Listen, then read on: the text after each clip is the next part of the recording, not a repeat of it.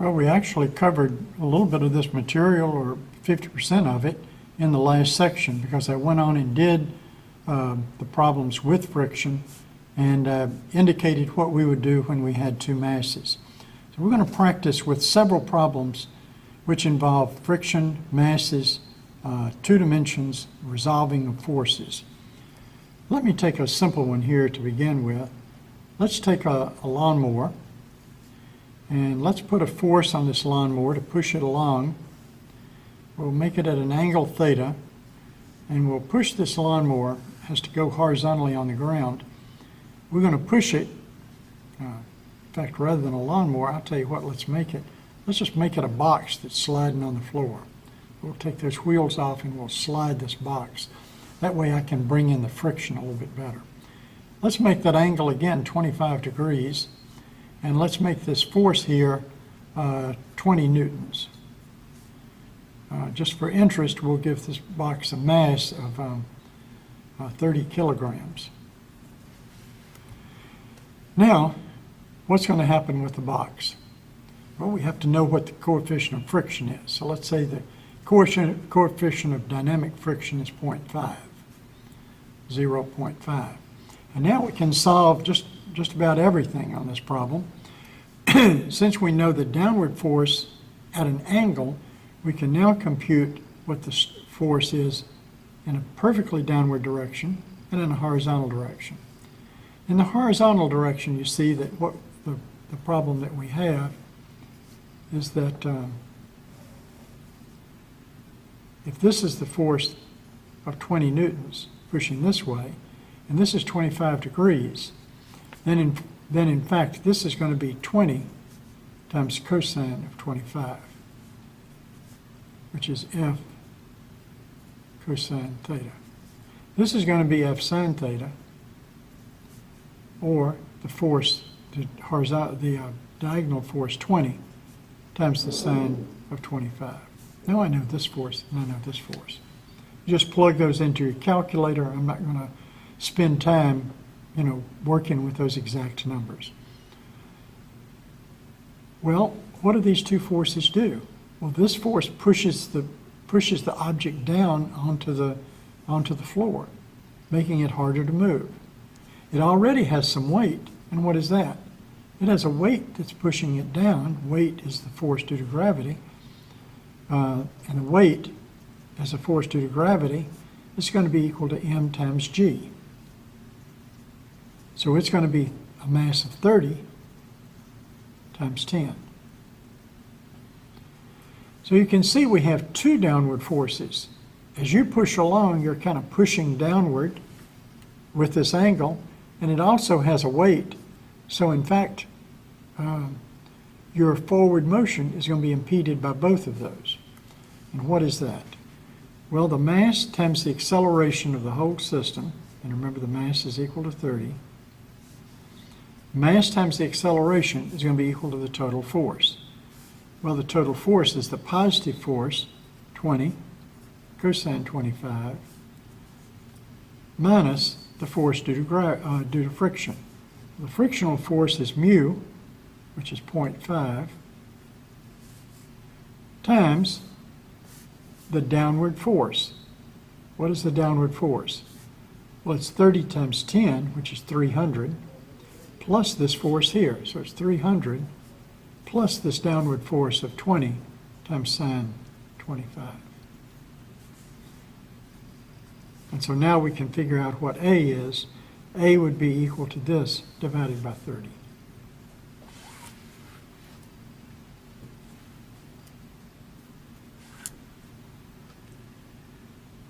Now that gives us our acceleration, and again, we're back to those constant acceleration formulas.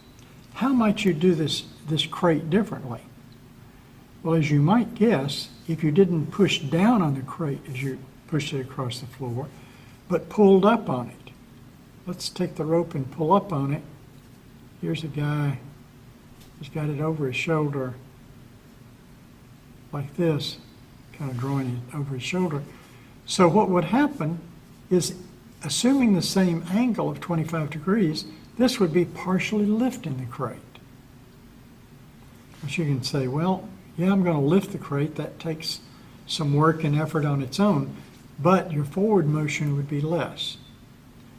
Your forward force would be less because you've reduced the amount of friction. What would happen in order to work that problem? Well, instead of adding this force that you're pushing down with of 20 times the sine of 25, you would subtract it. And so you would end up with a minus sign here. This would be a minus sign if you lift instead of just lean.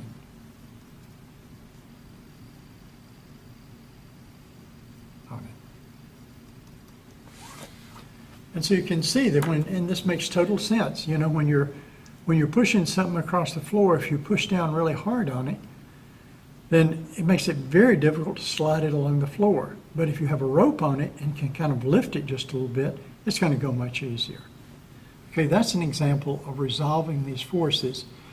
And at the same time, we could also say, what would be the tension in the rope? The tension is the force with which you're having to pull this in order to keep it at a constant velocity. So if you make the acceleration equal to 0, then you're going to be balancing these various forces with one another, and you can compute the tension in that particular case. Now let's look at some other vector resolution forces. Let's imagine that we have various forces that are acting on a mass here, and one pushes this way, it's 20 newtons, and this is an angle of 25 degrees. And let's let one pull down this way, and it has 30 newtons. It's an angle here of 40 degrees. We're going to pull back this way, angle of 50 degrees with 10 newtons. How do we work out something like this? We've never looked at a problem where we had 3 different forces. The answer is you always go to the component form and put each of these into the component form. We are going to assume this is the x direction, this is the y direction, and we want to find each of these forces.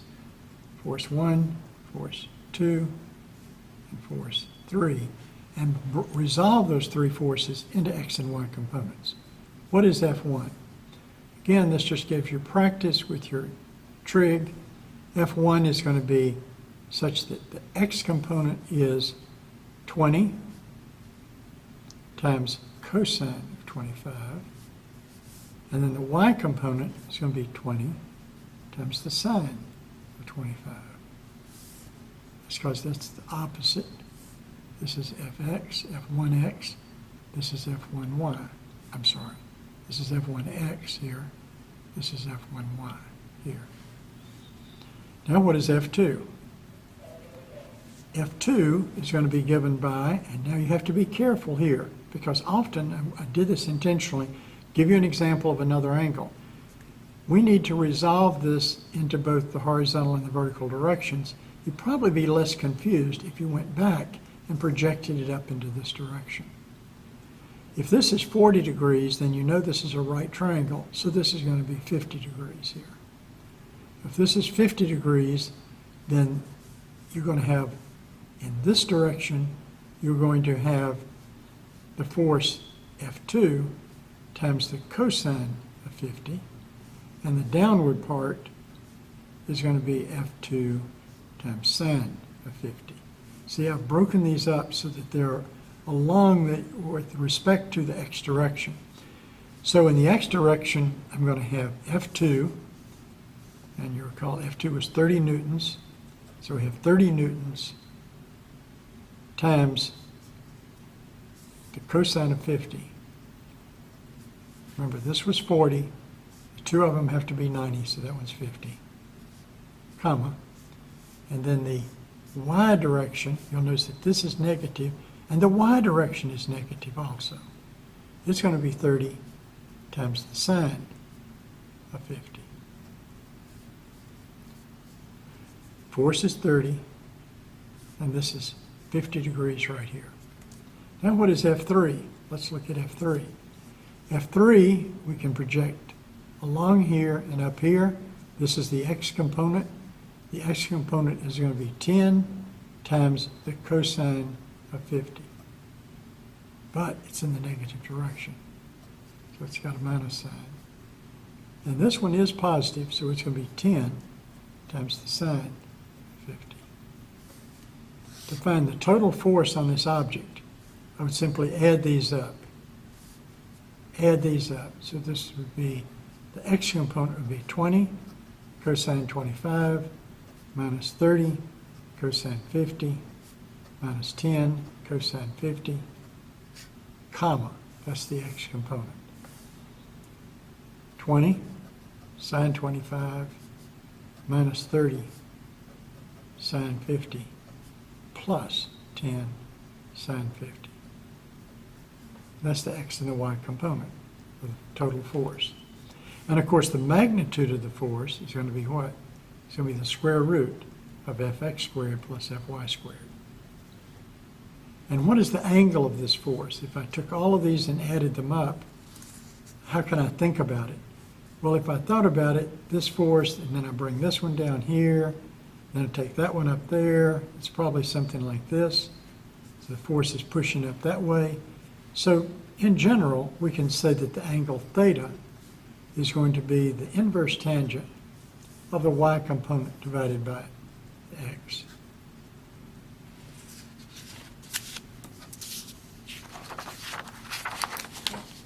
Got a little bit off the paper there, sorry. So this is our x and our y component of the force. The total force is the square root of the sum of the squares by the Pythagorean theorem. And the angle theta is going to be, again, what I did was I said, there's the first one, the second one, like here, comes down this way, third one goes up that way. Whatever it is, it's going to be the inverse tangent of Fy over Fx. Opposite over the adjacent. And that gives us our angle. And that's how we convert back and forth between the two. And of course, if we knew what the mass of this object was, then we could immediately compute its acceleration, and we know what direction.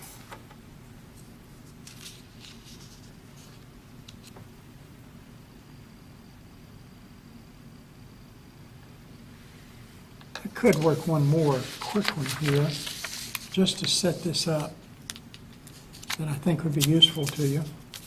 How would you work a problem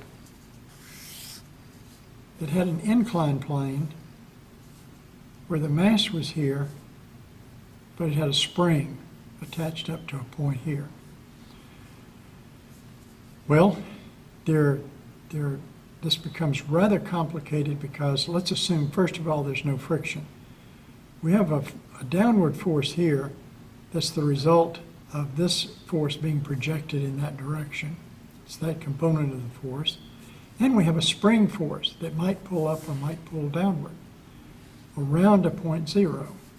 So in fact, we have a constant force, and that constant force downward, if this is the angle theta, then the downward force from here is going to be F, let's write it as mg rather than F, mg times the sine of theta. That's this downward force. You'll notice that this is a constant force, whereas this force here varies. And if we have a 0 point here, where everything is in equilibrium and it's not moving, then the spring exerts a force minus kx, where x is the distance that I'm away from this point. So I could say that mass times acceleration is equal to the total force, and the total force is going to be mg sine theta. It's a constant. Plus, and let's say plus the force due to the spring, which is minus kx. and x is the distance I'm moving along here.